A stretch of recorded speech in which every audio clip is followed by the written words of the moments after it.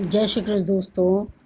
हर छठ के दिन भगवान बलराम जी का जन्मदिन मनाया जाता है। इसे बहुत लोग लड़ाई छठ भी कहते हैं। और इसकी कथा है कि रामपुर में एक किसान परिवार रहता था। किसान के लड़के का विवाह हो चुका था। उसकी एक लड़की थी जो उसके विवाह योग्य हो चुकी थी। बहू और लक्ष्मी ननद दोनों बहुत ही पक्की सहेली थी। रमा की बहन भी अपनी बहू को बहुत प्यार करती थी। एक दिन रमा और लक्ष्मी दोनों खेत जाने को सोचती है और माँ से आज्ञा लेकर के कुदाली और कुदनी लेकर खेत जाती हैं। लक्ष्मी अपनी नर्स से कहती है, तुम यहाँ पे बैठ जाओ, मैं खेत से लकड़ी घास के आदि बीन लेती हूँ। यह कहकर लक्ष्मी काम पर लग जाती है और रमा वहाँ बैठ जाती है। और जहाँ रमा बैठती है वहाँ पे नाग का भिभौरा होता है। रमा बैठे बैठे उस मिट्टी को लकड़ी से खोदने लग जाती है और अनजाने में उसे 5-6 अंडे नाग के फूट जाते हैं। जैसे नागिन को बहुत ही गुस्सा आता है। वह रमा को काटने के लिए आती है। रमा चिल्लाते हुए दौड़ती है।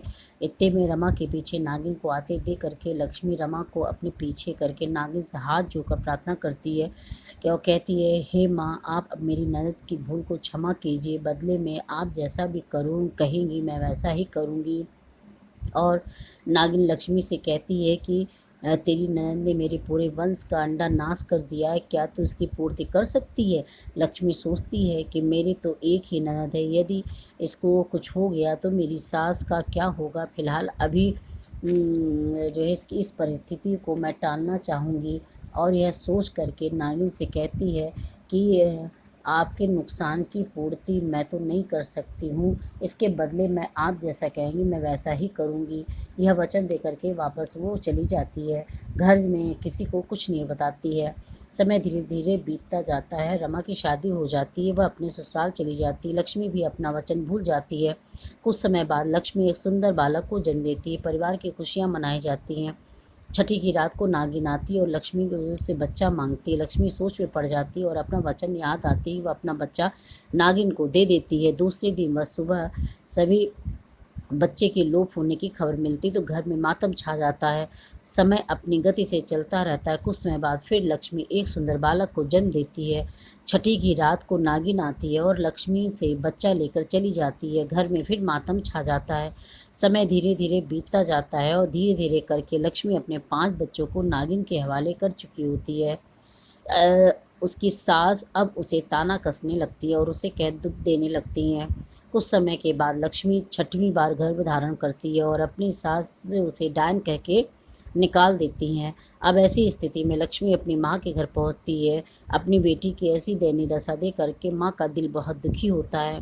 वह अपनी बेटी से पूछती है कि तेरी ऐसी हालत कैसे हो गई। लक्ष्मी रोते सुबकते हुए अपनी माँ को पूरी कहानी बताती है और कहती माँ जब सुनने के बाद माँ कहती है कि कोई चिंता की बात नहीं है, सुखपूर्वक यहाँ रह, धीरे धीरे सब ठीक हो जाएगा। समय आने पर लक्ष्मी एक सुंदर बेटे को जन्म देती है। छठी के दिन उसकी माँ घर के पिछवाड़े गड्ढे खोद करके 6 मटकी गाड़ देती हैं और क्रमशः लाई, जवा, चना, महुआ, दूध की खीर भरकर रख देती हैं। रात में नागिन आती है तो सभी चीज़ों को खाते खाते जब महुआ खाती है तो उसे बहुत ही प्रिय लगता है। उसके बाद वह खीर खाती। इस प्रकार जब वह पूर्ण रूप से संतुष्ट हो जाती तब वह लक्ष्मी के पास आती है और कहती है कि हे बेटी, तुम अपने धर्म और वचन की पक्की हो, मैं तुमसे बहुत ही प्रसन्न हूँ। तुम मुझसे वरदान मांगो और जो मांगोगे उस तुम्हें मिलेगा।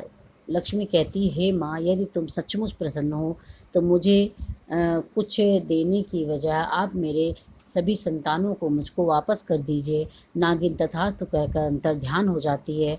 जब लक्ष्मी का ध्यान भंग होता है तो उसने अपने सामने सभी बच्चों को देखकर बहुत खुश होती है। कुछ दिन बाद वह बच्चों सहित अपने ससुराल चली जाती है।